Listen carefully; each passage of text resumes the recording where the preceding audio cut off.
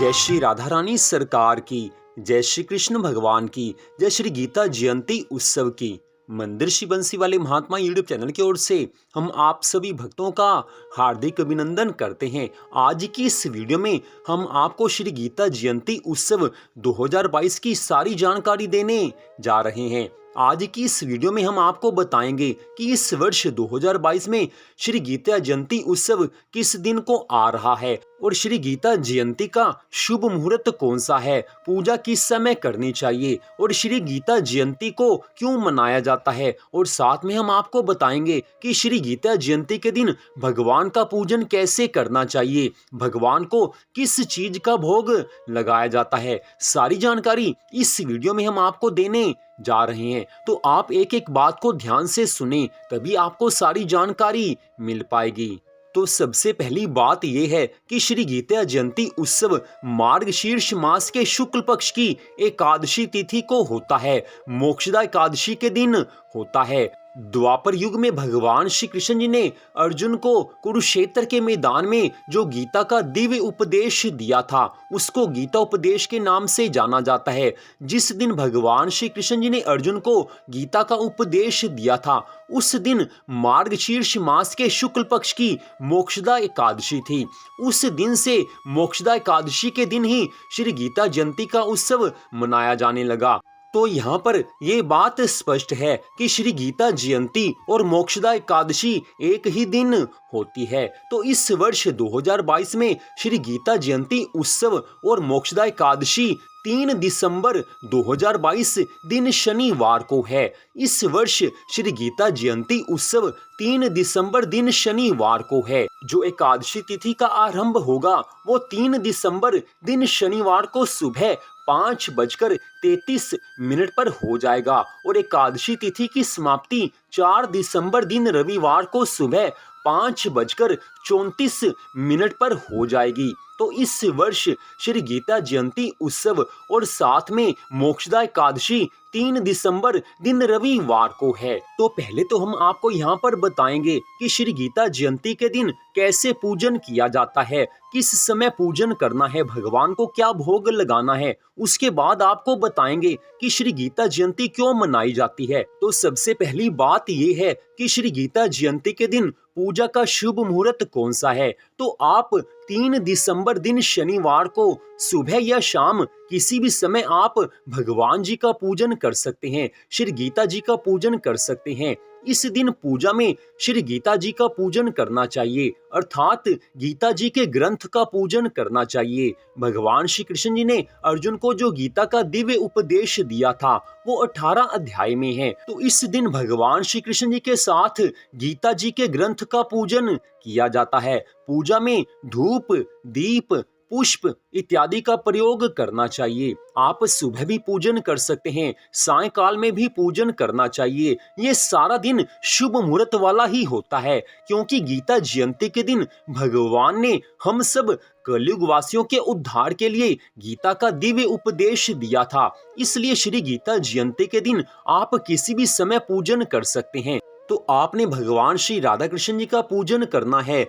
गीता जी का पूजन करना है। पूजन के पश्चात आपने भगवान जी की आरती करनी है, श्री गीता जी की आरती करनी है। इसके पश्चात आप भगवान को किसी भी फल का भोग लगा सकते हैं। इस दिन एकादशी तिथि है, इसलिए केवल फल का ही भोग लगाना चाहिए। तो आप फल का भोग लगा दीजिए। उसके बाद जो आपने फल का भोग लगाया है उसको प्रसाद के स्वरूप में अपने सभी परिवार वालों को आप बांट दीजिए। और श्री गीता जयंती के दिन आप गीता के किसी भी अध्याय का पाठ अवश्य कीजिए। गीता जयंती के दिन जो गीता जी के किसी भी अध्याय का पाठ करता है उससे भगवान की कृपा से ज्ञान की प्राप्ति होती है, भक्ति की प्राप्ति होती है, उसके मोह माया का नाश हो जाता है, उस परिवार में सुख संपत्ति आनंद आते हैं। जिस परिवार में श्री गीता जयंती के दिन गीता के किसी भी अध्याय का पाठ होता है, तो आप श्री गीता जयंती के दिन किसी भी अध्याय का पाठ अवश्य कीजिए। श्री गीता जी के किसी भी अध्याय का पाठ कीजिए या आप उसको सुन भी सकते हैं। तो अब हम आपको यहाँ पर बताने जा रहे हैं कि श्री गीता जयंती क्यों मनाई जाती है, इसके पीछे कौन सी कथा है। सारी कथा हम आपको यहाँ पर सुनाने जा रहे हैं, पूरी श्रद्धा भावना से सुने। तो बात द्वापर युग की है, जब भगवान श्री कृष्ण जी के प्रिय पांडवों और उधर दूसरी ओर कौरवों में वैर भाव बढ़ गया था। कौरवों ने पांडवों के राज्य को जबरदस्ती छीन लिया था और वापस नहीं कर रहे थे। उस समय दोनों ओर से युद्ध करने की बात चल पड़ी। तो जब युद्ध करना निश्चित हो गया, उस समय अर्जुन की और सब पांडवों की इच्छा से भगवान श्री कृष्ण पांडवों के पक्ष में हो गए और दूसरी ओर जो भगवान श्री कृष्ण जी की नारायणी सेना थी वो दुर्योधन की इच्छा से कौरवों के पक्ष में चली गई। तो अब बात आगे आ गई कुरुक्षेत्र के मैदान की, कुरुक्षेत्र की रणभूमि की, जहां पर महाभारत का ये युद्ध होने वाला था। तो उस समय जब अर्जुन युद्ध करने जा रहा था, कौरवों और पांडवों की सारी सेना महाभारत के युद्ध में अर्थात कुरुक्षेत्र के मैदान में उपस्थित थी। उस समय अर्जुन को मोह हो गया। अर्जुन ये मन में सोचने लगे हैं कि कैसे मैं अपने सगे संबंधियों पर बाण चलाऊंगा, कैसे उनका वध करूंगा। अर्जुन ये सोच नहीं पा रहे थे कि मैं रणभूमि में भीष्म पितामह, द्रोणाचार्य और अपने सब सगे संबंधियों के ऊपर बाण कैसे चलाऊंगा, क्योंकि इन सब में से कुछ तो मेरे पूजनीय हैं और कुछ मेरे बराबर वाले हैं, जिनसे मेरा प्रेम का संबंध है, जिनसे मेरा रक्त का संबंध है। सारे अपने हैं, कोई पराया नहीं है, फिर मैं उनका वध कैसे करूंगा। इस प्रकार अर्जुन को मोह हुआ है।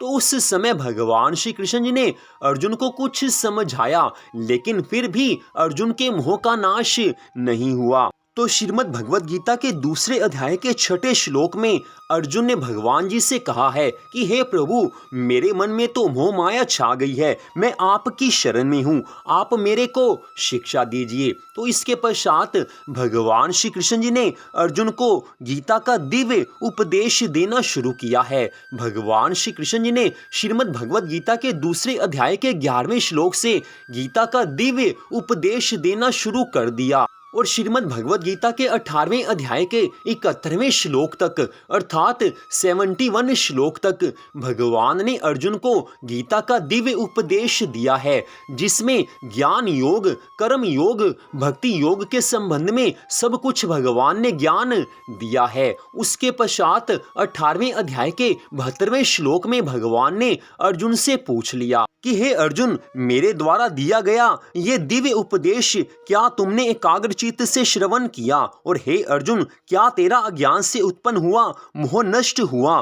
तो भगवान श्री कृष्ण जी के इन दिव्य वचनों को सुनकर श्री गीता जी के 18वें अध्याय के 73वें श्लोक में अर्जुन ने इस प्रकार कहा है कि हे प्रभु, हे भगवान श्री कृष्ण, आपकी कृपा से मेरा मोह नष्ट हो गया है और मुझे अब स्मृति प्राप्त हुई है, ज्ञान की प्राप्ति हुई है, इसलिए मैं संशय रहित हुआ स्थित हूँ और अब आपकी आज्ञा का पालन करूंगा।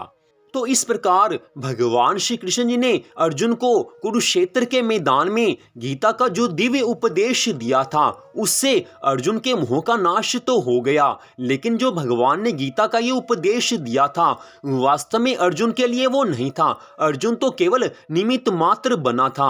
भगवान ने गीता का ये दिव्य उपदेश हम सब कलयुग वासियों के लिए दिया था, क्योंकि भगवान को मालूम था कि आने वाले कलयुग में सब लोग मोह माया में फंसे होंगे, उनका परिवार से प्रेम होगा, धन संपत्ति से प्रेम होगा, उनका व्यापार से प्रेम होगा, उनका सगे संबंधियों से प्रेम होगा, वो मोह माया में फंसे होंगे, भक्ति नहीं कर पाएंगे, अपने कर्तव्यों का यथा रूप से पालन नहीं कर पाएंगे। तो भगवान को ये सब मालूम था, क्योंकि भगवान तो अंतर्यामी हैं। तो भगवान ने वास्तव में हम सब कलयुग वासियों को उपदेश दिया है। अर्जुन तो केवल निमित्त मात्र बने थे।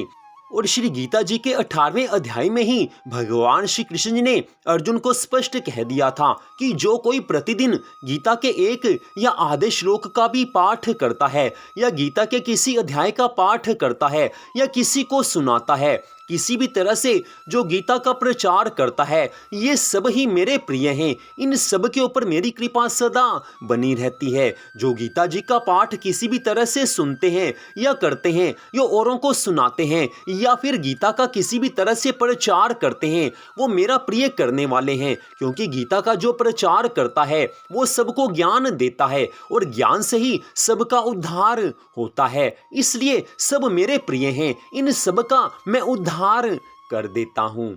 तो इस प्रकार भगवान श्री कृष्ण जी ने द्वापर युग में कुरुक्षेत्र के रणभूमि में अर्जुन को जो गीता का दिव्य उपदेश दिया था, वो गीता उपदेश के नाम से जाना जाता है। और जिस दिन श्री गीता जी का ये दिव्य उपदेश दिया गया था, उस दिन मोक्षदा एकादशी थी। मार्गशीर्ष मास के शुक्ल पक्ष की मोक्षदा एकादशी तिथि थी। उसी दिन से उस दिन को श्री गीता जयंती के रूप में मनाया जाने लगा।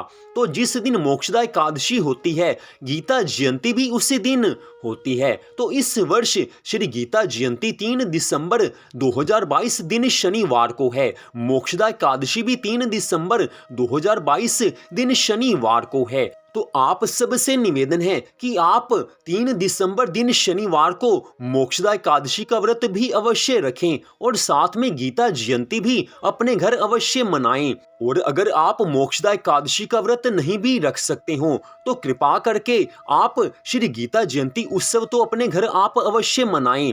जिस प्रकार हमने आपको बताया है, ठीक उसी तरह कोई भी अपने घर पर गीता जयंती उत्सव बड़ी आसानी से मना सकता है। तो गीता जयंती उत्सव 2022 की सारी जानकारी हमने आपको दे दी है। फिर भी आपके मन में कोई प्रश्न हो तो हमारा मोबाइल नंबर आप सामने मोबाइल की स्क्रीन पर देख सकते हैं। आप किसी भी समय फोन करके गीता जयंती के संबंध में सारी जानकारी प्राप्त कर सकते हैं। तो मंदिर श्री बंसी वाले महात्मा यूट्यूब चैनल की ओर से आज की इस कथा को सुनने के लिए आप सबका हार्दिक धन्यवाद। भगवान श्री राधा कृष्ण जी की श्री गीता जयंती उत्सव की अनंत कृपा सदा आप सब पर, आपके परिवार पर बनी रहे। इसी मंगल कामना के साथ जय श्री राधा रानी सरकार की, जय श्री कृष्ण भगवान की, जय श्री गीता जयंती उत्सव की, जय मोक्षदा एकादशी व्रत की। जय जय श्री राधे, जय जय श्री राधे, जय जय श्री राधे श्याम।